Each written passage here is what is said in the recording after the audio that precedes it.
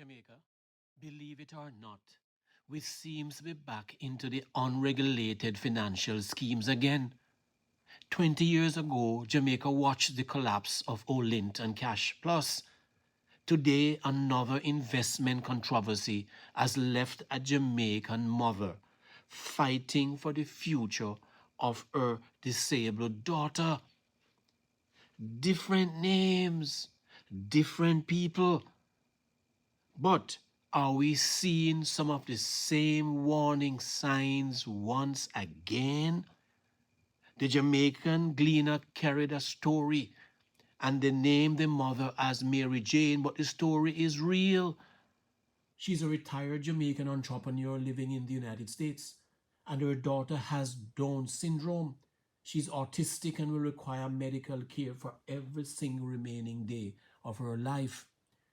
Her mother called her Mary Jane. She knows that she won't be here forever. She knows that when her hands grow too tired to work, someone would have to pay for her daughter's medication and her care, her therapy, her shelter. So she planned very well, or so she thought. She built a nest egg of 80,000 US dollars. That's over 12 million Jamaican dollars, I believe. She didn't put it into a flashy lifestyle. She wanted it to grow safely. And so when a friend introduced her to an investment vehicle named Delta Capital Partners, she hesitated for a bit, but then she sat down with the executives. She looked them in the eye and she uttered words that should haunt every person involved in this deal for the rest of their lives, if they have any conscience, that is. She said, I would rather trust my own Jamaicans with my money than some Americans. She gave them the money. They gave her a signed piece of paper, a promissory note of some sorts, guaranteeing her an 8.5% return. Here we are again, unheard of. The maturity date passed and the payments stopped. The excuses began. Promises turned to silence and silence turned to horror. Today, 80,000 US dollars has vanished and Mary Jane is left asking the question that tens of thousands of Jamaicans have asked before. Where is our money? Now, to understand how a mother's life savings disappears into thin air, you have to look at the illusion of credibility. You see, scammers don't wear ski masks anymore, They wear custom-tailored suits. They sit in high-rise offices in New Kingston and in Montego Bay.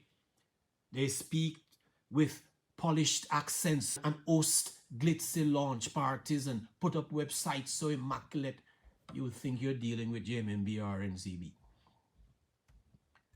When Mary Jane went online to check Delta Capital Partners, she saw a sleek, ultra-professional portal. She asked for meetings with senior figures, men associated with big corporate names, and they assured her everything was secure. They signed documents. But when the first note matured in May 2023, Delta Capital couldn't pay.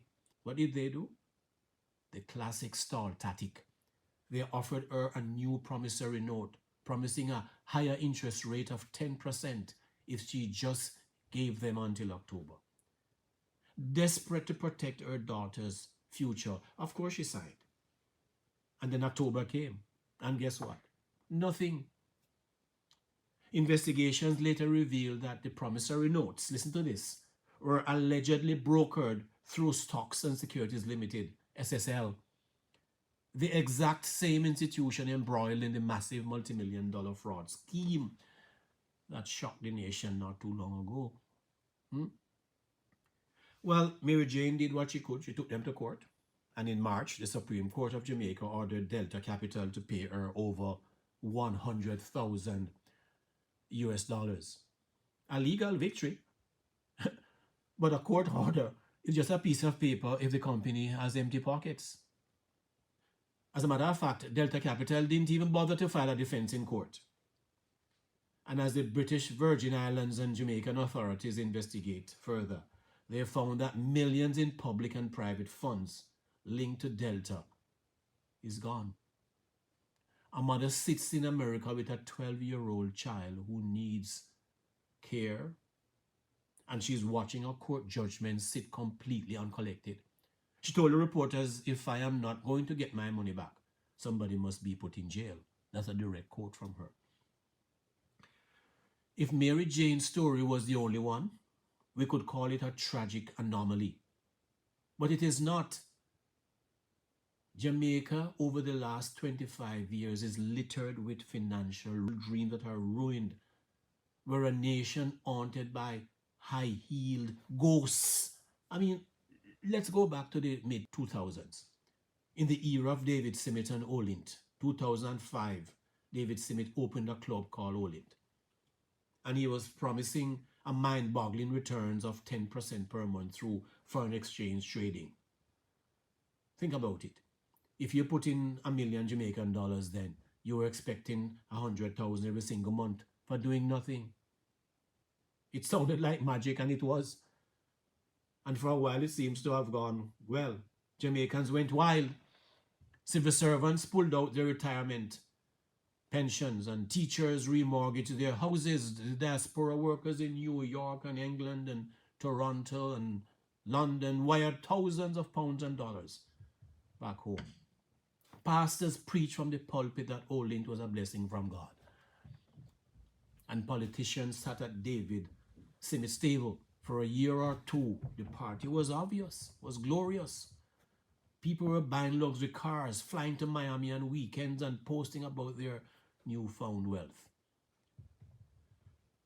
And then the music stopped. Olint, after all, wasn't a genius. It was a classic Ponzi scheme. The money paying the old investors were simply the money coming in from the new investors. When law enforcement in the Turks and Caicos and the United States moved in on Olint, hundreds of billions of US dollars vanished, disappeared, can't be found. Of course, he was sentenced eventually to prison in the US, but where's the money? Gone forever.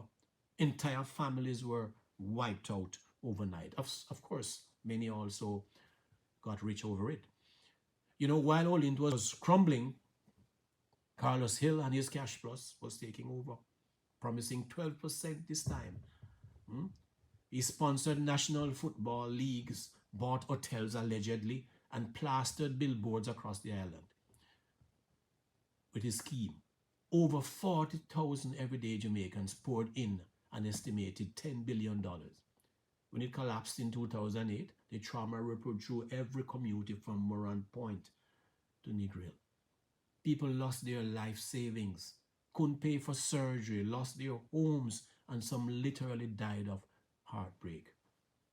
And these men are sitting pretty wherever they are, one in jail, one elsewhere.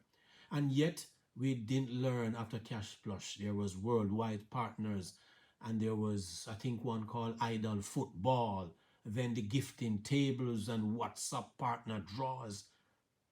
That one took traditional community savings and turned them into digital pyramid traps. The name changes, the faces change, but the results is always the same, always the same. Your money is gone. Why do smart, hardworking, educated Jamaicans keep falling into the same trap? I tell you, it isn't because Jamaicans are foolish. It's because the trap is engineered specifically for our environment. They know what they are doing. These schemers, they know what they're doing. First, there's the trust syndrome. Jamaicans don't usually invest in these schemes, because of a cold billboard they saw somewhere. They invest because someone they love tells them to do so. A trusted auntie says, I put in 2,000 and they paid me interest, and up to last month I collect. A church elder says the brother in the choir is running this fund, so it's legit. When the referral comes from family or faith, our critical thinking turns off. You don't ask for a financial services commission license when your mother's best friend says that thing they work, a true thing, man. And then there's a distrust of traditional banks. I mean, let's be honest, Jamaican commercial banks have treated everyday citizens brutally financially for decades. Low savings interest rates that don't even beat inflation. Combine that with high account fees, and that make people feel like their money is rotting in a traditional bank account. And so when some scheme come and offers you, 10% or 12% per year, unregulated or not, people feel desperate to jump, right? And of course, there is the big one, the financial illiteracy and the offshore myth. Scammers use terms designed to confuse. They talk about private placement notes, offshore vehicles in St. Lucia or British Virgin Islands, and promissory arbitrage.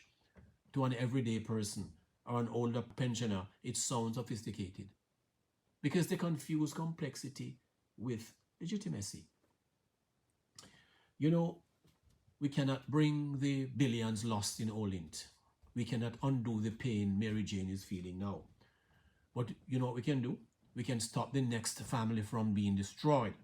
And so if you have parents, grandparents, or relatives in Jamaica, or the diaspora, or sitting on their hard-earned retirement savings, you need to share these exact rules with them right now. Rule number 1. The FSC directory is life or death. Before you hand over one single Jamaican dollar or US dollar to any person or company promising an investment return, you must go to the Financial Services Commission website at fscjamaica.org. Look up the directory of licensed securities dealers and investment advisors. If that company or individual is not listed on the FSC directory, walk away. It does not matter if the CEO is your cousin. It does not matter if they drive a Bentley. It does not matter if their website looks like Wall Street. If they don't have an FSC license, your money has zero legal protection. Zero. They must be licensed by the FSC and proven so. Rule number 2. Guaranteed high returns are a lie. Real investments carry risk and market fluctuation. Any entity that promises a guaranteed fixed rate significantly higher than standard government treasury bills or commercial bank fixed deposits is almost certainly running a Ponzi structure, and you will be the loser. They are using new investors' deposits to pay old investors' interest. The second the new money stops flowing, the entire house of cards collapses, and it always seems to walk free. Rule number 3, the promissory note is a red flag. If an investment company hands you a promissory note issued out of an offshore island like St. Lucia, Nevis, or the British Virgin Island instead of a regulated security, alarm bells should go off. Promissory notes are essentially high-priced IOUs. If the issuer goes broke, you are an unsecured creditor at the absolute back of the line. Rule number 4, hear me good. Early payouts are the bait. Never judge an investment's safety by whether your friend got paid last month. That is how Ponzi schemes survive for years. They always pay the early investor on time to build word of mouth hype. So these investors got happy and they go recruit 5 more friends. Getting paid in year 1 does not mean your principal is going to be safe in year 2. Far from the truth. You see, Mary Jane took Delta Capital to court and won a $16 million judgment. But as she sits at home looking at her 12-year-old special needs daughter, she knows the bitter truth. Victory on a piece of paper doesn't pay for a doctor. A court order doesn't buy therapy. She told the press she isn't walking away easily. She wants justice and she wants accountability. I want to say to you, let her heartbreak be the wake-up call that you need, Jamaica. Stop trusting smooth talk. Stop taking financial advice from WhatsApp groups. Protect your parents. Protect your hard-earned savings.